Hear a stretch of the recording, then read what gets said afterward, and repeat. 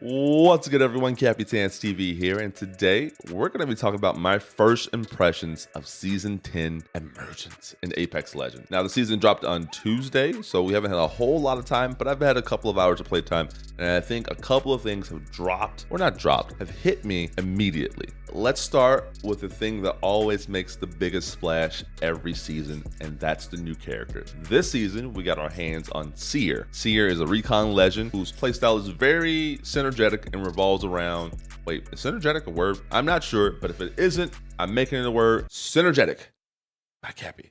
His playstyle is very synergy based, starting with his passive. His passive is a heartbeat sensor when you aim down sights. That helps you to locate enemies that are in cover, they're in buildings, and even if they're not moving, find out where they are with this heartbeat sensor. And I think the radius is probably about the same as Loba's ultimate. I'm not 100% sure, don't quote me on that, but it's pretty far and it's pretty useful, which then leads into his tactical. So his tactical is like a tunnel.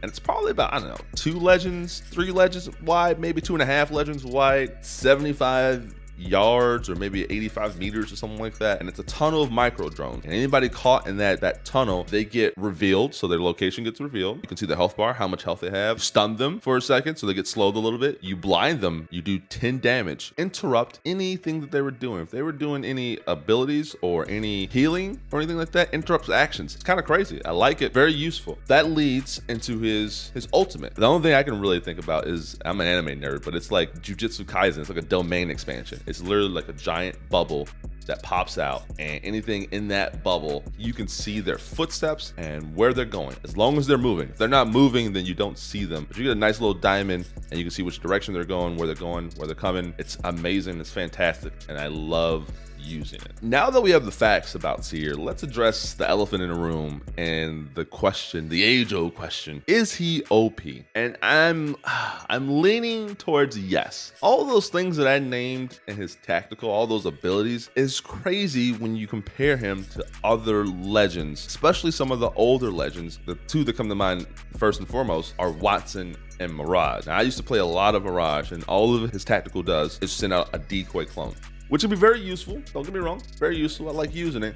But when you compare everything that Seer does with his tactical versus Mirage, there's a big discrepancy. And the only thing though is Mirage's cooldown, I believe, is 15 seconds and Seer's is 30 seconds. So you get 2 clones in the same time that you get, you can do everything with Seer, which still not a lot. The big one that comes to mind is Wattson, because Wattson's cooldown is also 30 seconds and she only gets 1 fence every 30 seconds, whereas Seer can reveal all this information and do damage to you in that same amount of time. It's a little scary. The power creep is being introduced into Apex Legends. The reason why I'm so worried about this is because what's going to happen in the future? If this is what's happening now, how do you make future legends seem as interesting? Do you just make them more powerful like you did Seer? Because that's a lot of abilities jammed into a tactical. It almost does more things than his ultimate does, and so it's a little worrisome. But I will say, doing all that stuff, super effective though. Being able to find where people are and know where they're going is amazing,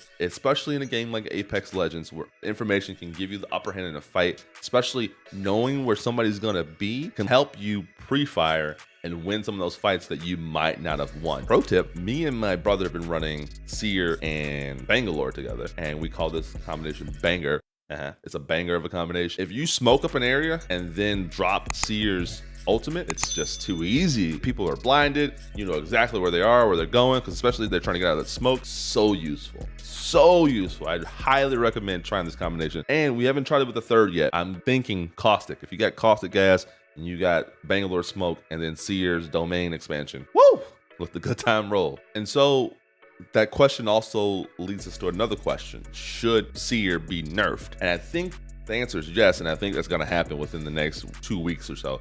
I'm not sure how quickly they'll be able to address this issue, because again, he does a lot and he can do it every 30 seconds. I doubt the cooldown timer rises, or maybe it does, but I'm thinking they're going to take some of these abilities away from his tactical. If I had to take one away, it would probably be the 10 damage as well as the stun and the blind. You don't need all that. You can just know where they are and know what the health bar looks like. Still a pretty powerful tactical for anybody, and I think you'd be in a good spot. So we'll see what happens with Respawn and Apex nerfing Seer. I think it's coming, so prepare yourself. Get some of those Seer runs in now as he is OP, because I think a nerf is coming and it has to come. I think the next big thing that jumps out at me is the map changes to World's Edge. Now they completely destroyed a bunch of areas. Train Yard, Refinery, Epicenter, Sorting Factory. All those areas I think now have new names and new POI buildings. And I think they did a really good job, especially on Sorting Factory, even though I'm one of those few people that liked Sorting Factory. It is now called Lava Siphon.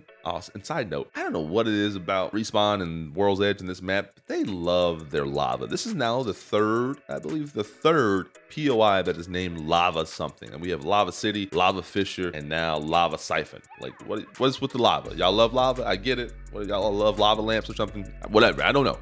It's just weird. Why so much lava? But back to what we were talking about, the new POIs. I think what they did to Sorting Factory, though, is chef's kiss. I like everything about how it's broken up into sections. So now when you land and you loot, you don't have to be into a fight immediately. People can't get to you instantly in that long tunnel or whatnot. So they have to take the gondolas over, or they have to go on foot and then walk across the molten rock and then come up on a zip line. That gives you a lot of time to prepare for fights. You're not getting jumped, but it's also still a large enough area too that third parties are still inevitable, baby. I didn't even realize, like, there's the three main areas in the middle, but there's an area off to the side near Harvester that's a giant room overlooking this new lava siphon, and there's a lot of loot in there, and there's a lot of opportunity to jump some people from there. It's a good room. It's a good room. So like I said, they also redid Train Yard, and it's now called Landslide. And this area is completely different than what it used to look like. It used to be cable cars up top that you could zip line to and across from, and now it's just caved in. Like I said, landslide. It's just a landslide. I haven't really been there very much, but I think that was the intention by Respawn, because they didn't really apparently like the craziness of the fights and whatever that can happen in there. And so, it's the verticality, like how much you can get up and down and across and all this other good stuff. And they got rid of that. They have achieved their mission, because we dropped over there and it's nothing, really nothing. And it's like, there's no reason to go over there. I mean, I know a lot of teams used to like to go over there, and then also it used to be a terrible choke point if you're trying to rotate from thermal and you want to get into either like the other side of crap, I'm blanking of blankly blank. The area I was trying to think of was Fragment West. If you're looking for an alternate route into Fragment West, going through Train Yard was its own hellish place. And so now that there's not as many teams there, it's a viable rotation to just get to where you're going. So we'll see how that plays out in the long run. I haven't had any circles end over there either yet. We'll see what happens. The other area that they touched up was Refinery. It's now Climatizer, and that area is well done. I give them that. It looks great. You can do new things. There's a lot of things happening. Looks cool. Problem with that area is still too far north. We landed there a couple times and there was nobody there. No, not a soul. Had the whole place to ourselves. Could explore it freely. Again, lots of good loot. Hopefully be good in the fight.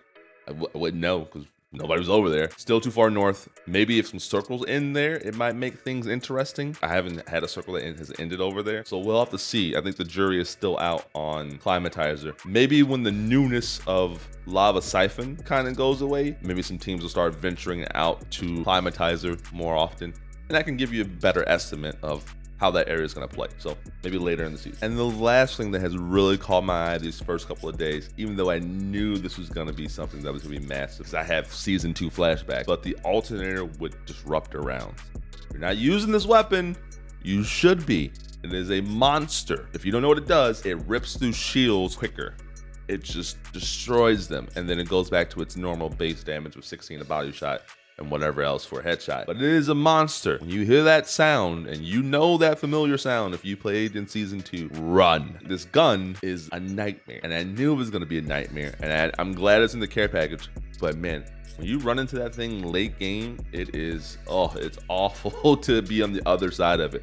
I would highly recommend picking it up, inflicting as much damage as possible. And I know they nerfed it a little bit compared to what it used to be, but it is still a monster. If you're not picking this up in late game, you need to change your strategy and pick it up. A little bit of a bonus impression, pick up the Prowler. It is just as deadly as it was before it went to the care package, just now without full auto. A lot of people are complaining about the Prowler. Oh my God, it's so It's the same as it was in like season 5 or season 6, whatever it is, before they put it in the care package. It's a monster 5-round burst. It's straight vertical with the recoil. Hip fire spread is almost 0. It is an amazing gun. Practice with it first if you haven't used it in a while in the firing range, and then get out there and start destroying people. So yeah, those are the things that are really catching my eye in season 10, even though it's very early, we're 2 days in. We'll see what happens as the season goes along. We'll see if there are changes that are made that really impact the game. I'm sure there will be. Again, I think we'll have some changes in the next week or so. And so I'll come back and I'll do a midway video, maybe at the season split, at the rank split,